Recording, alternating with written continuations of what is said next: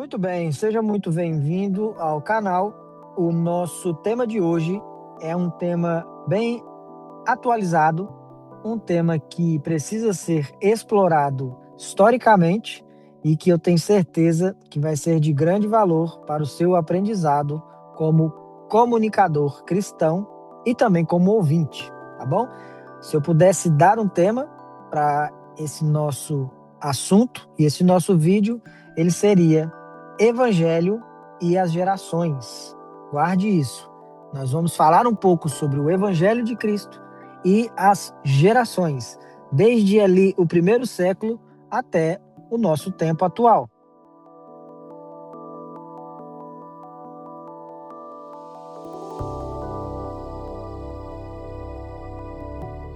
Quando a mensagem ela é eterna, mas a linguagem ela precisa ser aprendida, fica aí um entendimento que poucos hoje em nosso tempo têm se dado conta.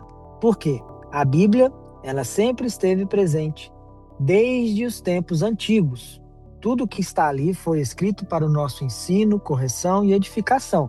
Ou seja, é uma mensagem eterna.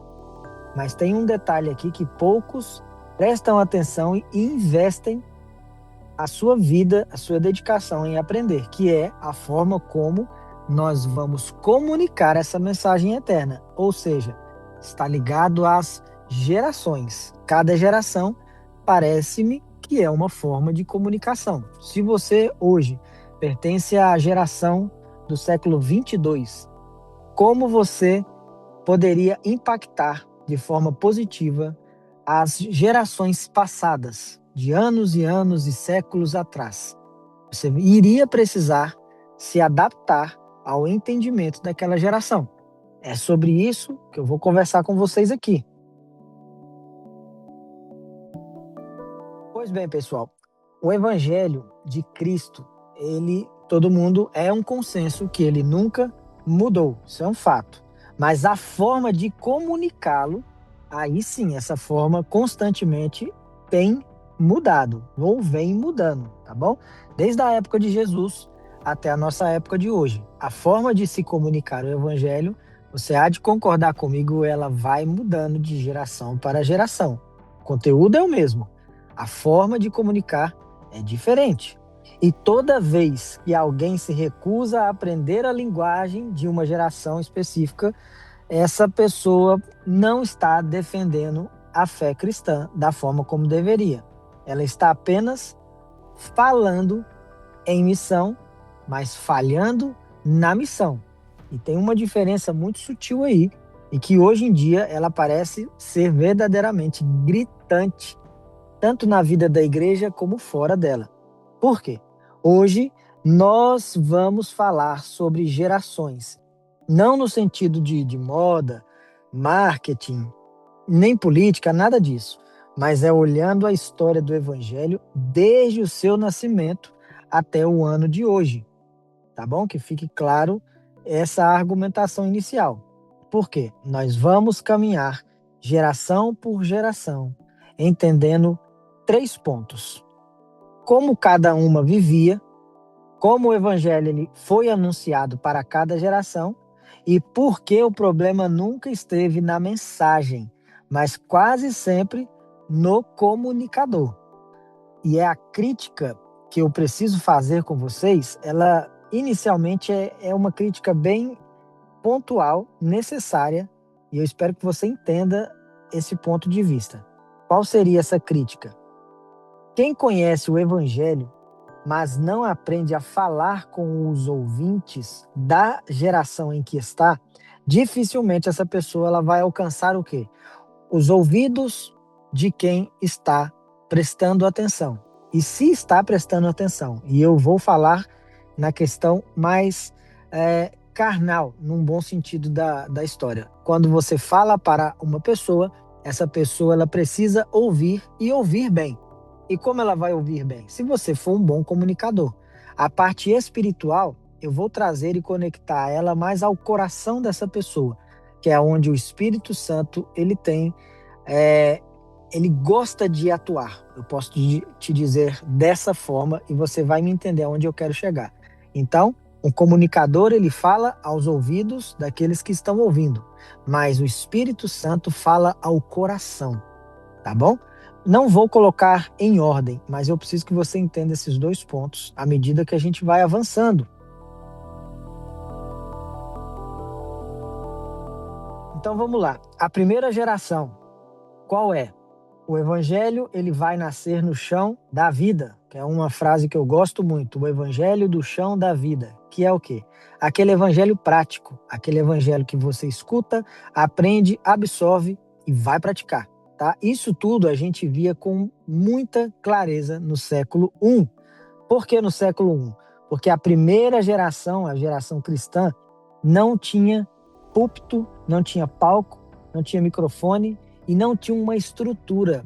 Muitas das vezes alguém pode dizer, é organizada. Sim, mas você também há de concordar que está muito engessado. E às vezes, para algumas gerações, esse tipo de estrutura não vai pegar bem.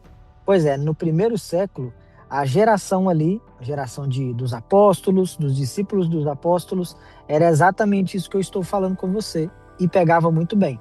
Não, eles não trabalhavam com púlpito, com palcos pré-montados, microfone, então nem se fala. E uma estrutura eclesiástica no sentido de denominação, tá bom? Porque já existiam bispos, presbíteros, apóstolos, essa estrutura sim, mas a denominacional ou institucionalizada não. Então o evangelho ali, ele nasce nas ruas, nas casas principalmente, nas mesas e, por incrível que pareça, em prisões.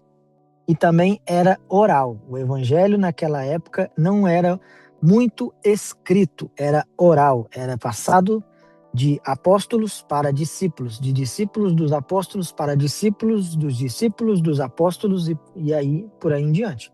Ele era também relacional e testemunhal. O que hoje a gente tem se perdido muito essa questão do relacionar e aquele testemunho de vida, tá bom? Por exemplo, a nossa geração de hoje é muito difícil a gente perguntar, você segue a Jesus? Sigo, mas os seus frutos refletem essa prática de seguir Jesus? Aí é que a gente entra, escorrega um pouco, porque muitas das vezes a gente escuta discursos assim, ouve o que eu falo, mas não faço o que eu falo, o que eu faço, porque eu sou falho. Pois é, no primeiro século ali naquela geração não era dessa forma, porque os apóstolos falavam a língua do povo e viviam entre o povo e praticavam aquilo que Jesus lhes havia ordenado. E eles falavam para pescadores, soldados, comerciantes, mulheres e homens, crianças e também estrangeiros. Ali o evangelho ele andava com as pessoas, tá? E aqui não existia separação entre a mensagem e a vida daquele que comunicava, tá? Quem pregava naquela época, você poderia ver claramente. Aquilo que o apóstolo Paulo pregava, ele vivia. Aquilo que Timóteo pregava, ele vivia.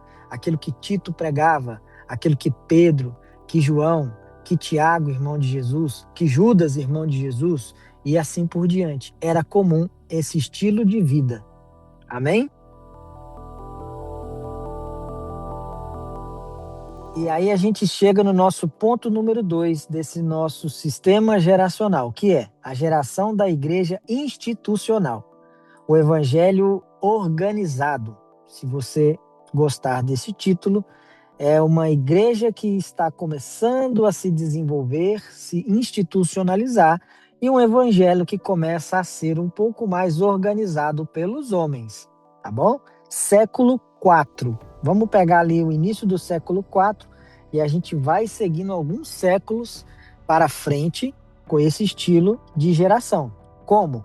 Com o passar dos séculos, o evangelho ele foi ganhando o quê? Essa estrutura que eu vou falar para vocês aqui agora. Primeiro, os templos começaram a ser construídos uma vez que o cristianismo passou a ser bem aceito pelo império e pela população em geral. Então, os templos começaram a ser construídos ali por volta do IV século em diante. A liturgia nos cultos aconteceu uma leve alteração para se adaptar àquela geração, tá bom? Cargos começaram a ser instituídos dentro desse sistema e, infelizmente, hierarquias. Parece que alguns líderes começaram a ser colocados acima de outros. Isso é um grande problema até hoje, mas foi aquilo que aquela geração conseguiu estabelecer. Tá? Isso trouxe proteção doutrinária? Pode-se dizer que, de certa forma, sim, mas também trouxe um risco. Qual? A distância entre o povo comum e a mensagem. Porque uma vez que o império passa a abraçar a religião cristã, os poderosos não queriam ficar de fora. E aí o que aconteceu? Gente de poder e influência começou a fazer parte desse sistema. A geração começou a o quê?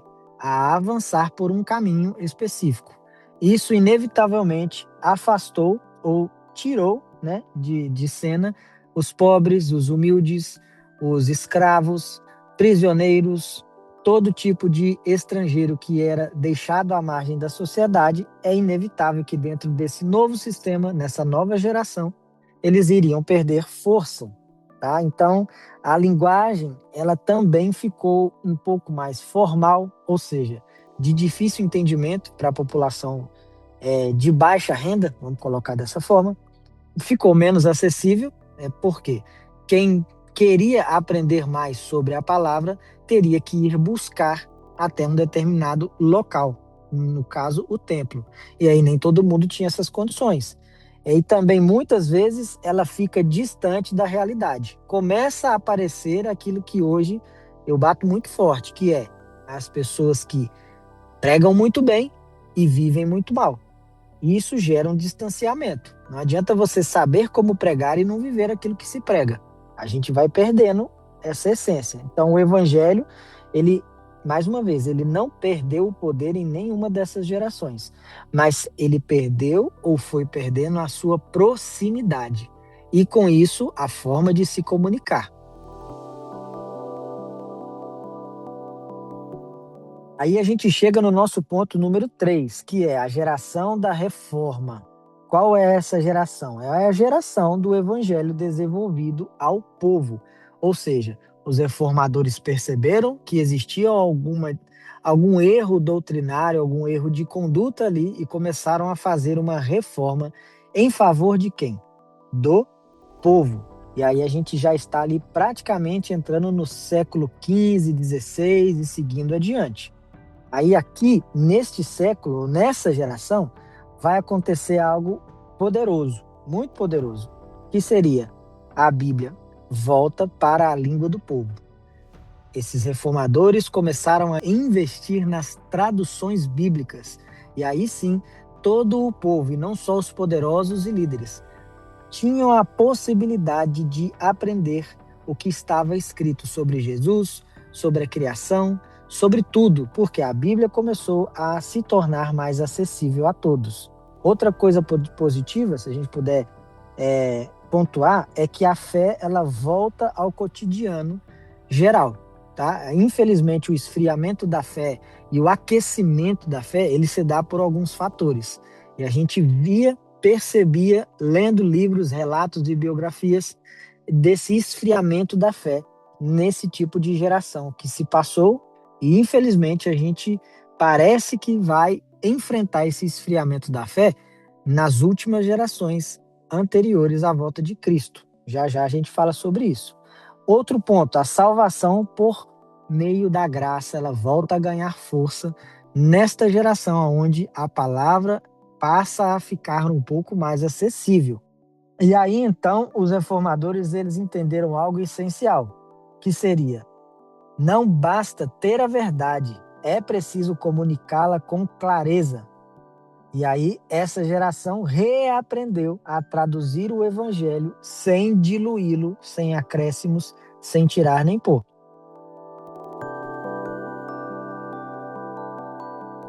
E um próximo ponto, que seria o nosso ponto número 4, é a geração dos avivamentos, onde ali a gente encontra os avivalistas, que é o evangelho praticamente em movimento.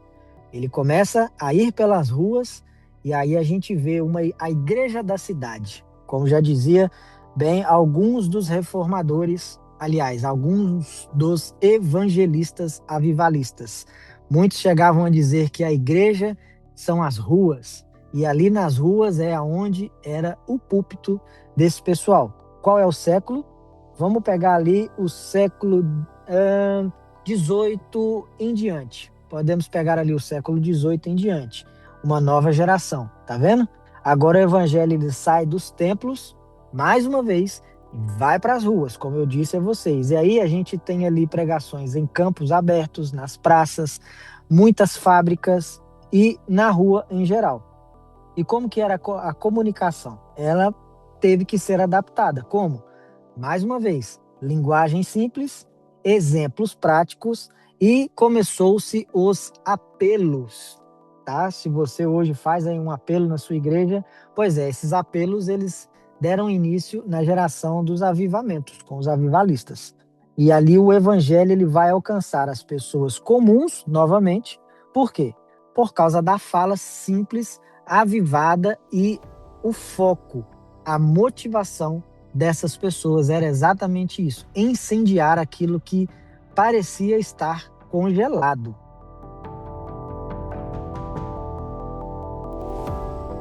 E aí o nosso ponto número 5, que é a geração da mídia, mídia impressa, mídia televisiva, pois é, chegou-se o tempo dessa geração. E aí o evangelho nos meios de massa começou a o quê? Ganhar força no século XX. Vamos colocar o século XX para funcionar? A geração de mídia, um evangelho realmente de grandes massas, grandes conversões. Se você aí tem entre a idade de 40, 50 anos, você sabe do que eu estou falando. Rádio, TV, grandes cruzadas evangelísticas, eventos religiosos começaram a ser produzidos. Aí o evangelho ele chega, com certeza, para milhões e milhões de pessoas, porque nasce um novo desafio, que é comunicação sem discipulado. Infelizmente, é um desafio que, infelizmente, começa a vencer muitos comunicadores. Por quê? A forma como expandir, ela é agressiva, mas o discipulado fica defeituoso. A gente começa a entrar numa questão mais de mentoria do que discipular. Aí fala-se com muita gente é alcançada, só que a gente alcança poucos. É aquilo que eu falei. Os ouvidos começam a ouvir muito mais, mas o coração é menos alcançado. Por quê? Começam a fazer aquilo que a Bíblia diz claramente. Pessoas começam a atrair para si pregadores segundo o seu próprio estilo de vida. E aí é o problema. Aí é que mora o problema. Muita gente quer ouvir e muita gente procura ouvir, só que ouvir aquilo que lhe agrada. Aí a mensagem ela vai alcançar os ouvidos, mas nem sempre vai alcançar o coração. Por quê? Como que você pode pregar para uma pessoa sobre bênçãos, portas abertas, e isso atrai multidões? Quando está na televisão é pior ainda, muitos querem ouvir isso, mas a pessoa não larga as velhas práticas, ninguém fala a respeito de arrependimento de pecados, nada, conserto de vida. Aí eu pergunto a você, como Deus pode transformar o coração dessa pessoa se ela só está ouvindo esse tipo de coisa?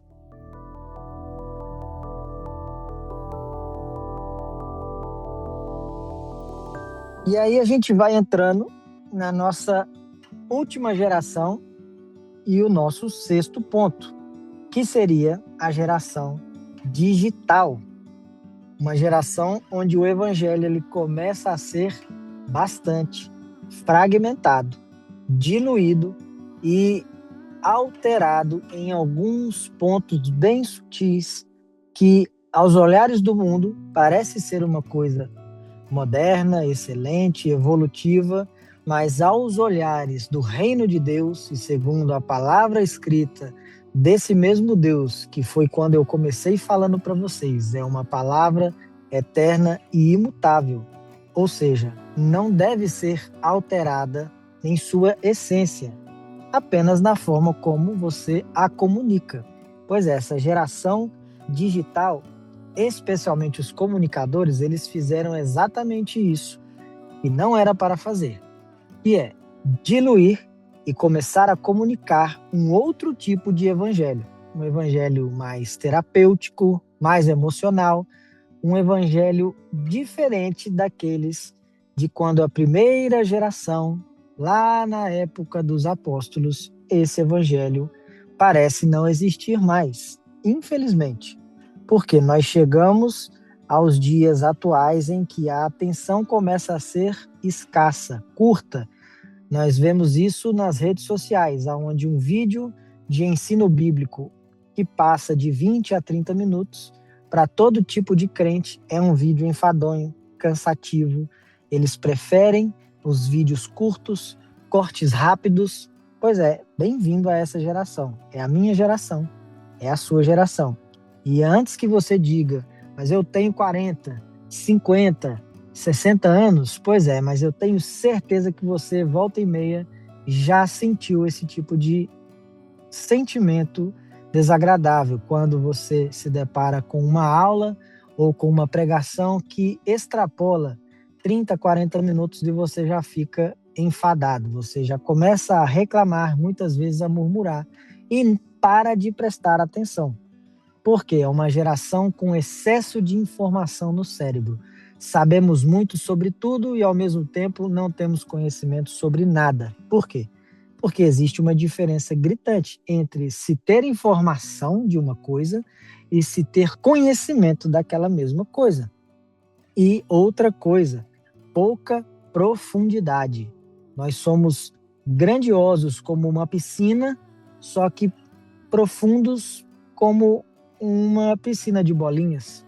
É a mesma piscina, grande em extensão e escala, mas profunda como uma piscina de bebê.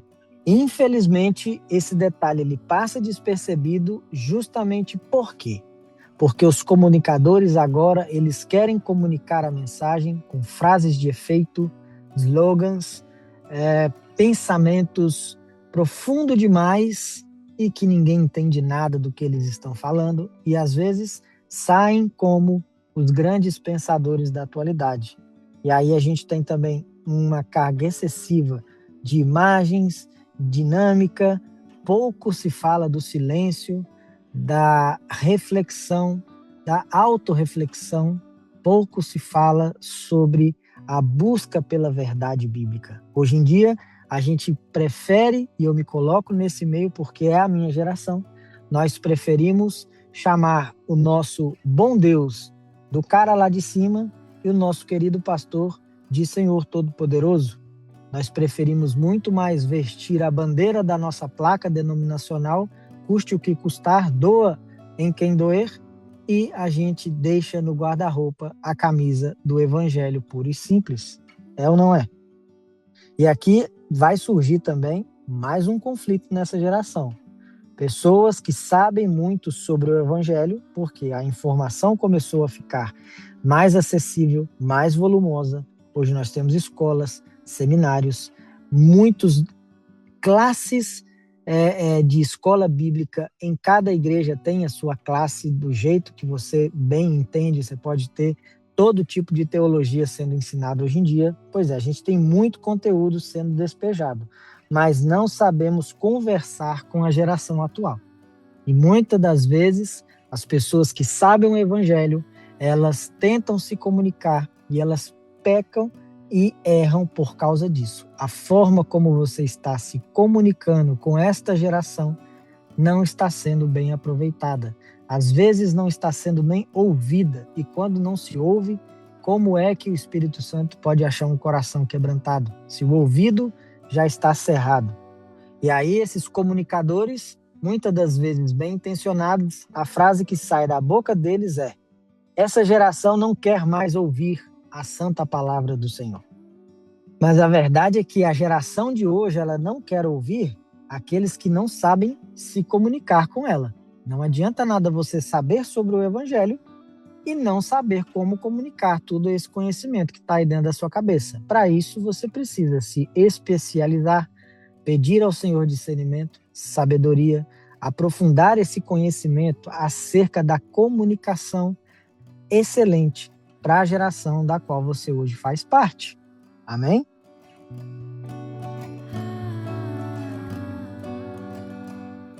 E aí, para a gente ir caminhando para o final, eu quero fazer alguns elogios aqui que são necessários. Porque é justo reconhecer que existem comunicadores cristãos que amam o evangelho nesta geração. Eles estudam a palavra, se aperfeiçoam em seminários, em discipulados, com líderes de grande valor, líderes respeitáveis, exemplos de vida mesmo. E essas pessoas se esforçam para aprender a linguagem da geração. Ainda existem esse tipo de pessoa. Esses não vão mudar a mensagem vai permanecer imutável. Eles vão mudar o caminho para o qual eles começam a andar em direção aos ouvidos de quem está prestando atenção. Não sei se me fiz entender, mas o meu elogio aqui é para esses pregadores modernos que hoje sabem muito bem sobre o Evangelho e sabem ainda mais comunicá-lo à nova geração. E para esses homens e mulheres, o Espírito Santo certamente tem aprovado a conduta, porque quando o ouvido está atento, aberto e disposto, o coração logo é uma terra fértil para que o Espírito Santo possa fazer germinar a semente. Tá? Por quê?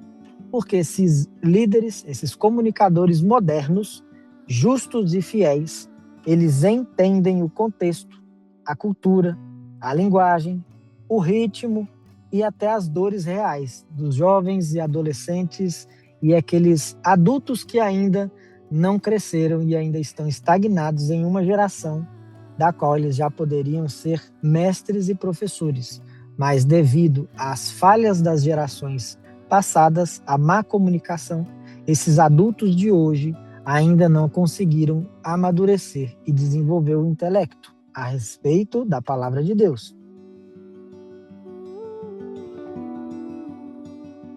E eu não posso também finalizar este vídeo sem antes criticar uma conduta que temos hoje enfrentada em nossa geração, que é a questão dos pregadores que pregam muito bem e vivem muito mal.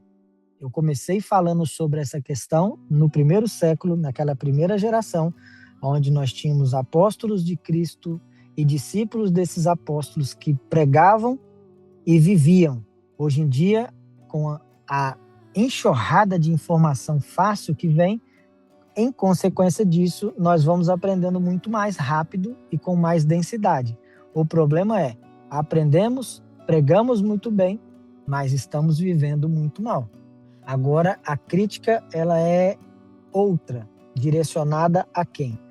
Praticamente a todos, porque se a gente for levar em consideração, todo crente é um potencial professor. Mesmo que ele ainda não queira ser um exemplo, ele diga, não, eu não sou exemplo de ninguém. A partir do momento que você veste a camisa do Evangelho, para o mundo lá fora você se torna, sim, um alvo. Para muitos, um exemplo. E qual é o exemplo que você tem dado hoje, né? Porque existe algo que destrói qualquer geração, seja lá na época de Jesus, seja na nossa geração de hoje. Quem prega muito bem, vive muito mal, isso é notório, é perceptível a olho nu. Até uma criança consegue ver isso nos próprios pais, que ensinam a verdade e vivem a mentira na cara delas. O discurso é bonito, a vida é totalmente desalinhada. A palavra parece que é santa, mas os pensamentos e as atitudes totalmente demoníacos. É crente no culto de sábado e domingo, mas é um perfeito diabo de segunda a sexta-feira. Pois é, nós estamos também vivendo a geração que está transparecendo esse tipo de conduta. E aí, esse tipo de pessoa pode até ser que alcance os ouvidos. Por quê? Ela tem bagagem e ela tem informação para poder despejar. Mas é inevitável. Não vai alcançar o coração por causa do exemplo de vida. Muitas vezes a gente enfrenta escândalos e o mundo lá fora, ele evita Cristo Jesus, não porque Cristo seja mau, mas porque os discípulos de Cristo estão se comportando como pessoas más. Estão ensinando muito bem e vivendo muito mal. Então, ao meu ver, o evangelho ele não é rejeitado, mas sim a incoerência daqueles que dizem seguir o evangelho. E isso é um péssimo fruto para todo tipo de geração que a gente puder linkar aqui, não importa a geração. Os frutos falam e eles são basicamente atemporais. Aquilo que era mau fruto na época do Jardim do Éden, hoje, se você pratica, continua sendo um péssimo fruto. Tá? Então, o evangelho ele não precisa ser modernizado, não é sobre isso a nossa reflexão de hoje. Mas o mensageiro é quem precisa ter mais responsabilidade, precisa ser responsável com a verdade. Quantas vezes eu encontro com líderes que criticam certos pregadores que falam a verdade, mas eles se ofendem, esses líderes se ofendem. Por quê? Porque a igreja deles está vivendo uma mentira. E quando a verdade vem à tona, infelizmente, o primeiro a cair é o líder dessa comunidade. Por quê? Não está ensinando a devida verdade que está presente na palavra de Cristo. A tendência é verdadeiramente bloquear o acesso a essa verdade que é comunicada. Então, se nós queremos alcançar gerações, seja essa geração ou a próxima geração, acredito eu que nós precisamos entender a respeito do amor ao próximo, aprender a ouvir as pessoas, viver o que nós estamos pregando e comunicar essa verdade com sabedoria. E a carta de Tiago fala exatamente sobre isso. Aquele que tem falta de sabedoria, peça ao Senhor que vai nos dar de bom grado. Tá bom? Por quê? Quando o ouvido ele é alcançado com amor, com clareza, com verdade, eu te dou 100% de certeza, o coração também vai se abrir para que o Espírito Santo faça florescer, germinar aquilo que está sendo comunicado. E uma vez comunicado o Evangelho, a salvação, ela se torna uma realidade. Então, que Deus abençoe a sua vida, que Ele lhe dê a paz, que Ele prospere os seus caminhos e que Ele encontre o seu coração sempre banhado em graça, uma terra fértil, para que o Espírito Santo possa lhe convencer do pecado, da justiça e do juízo. Deus abençoe a sua vida. Tchau.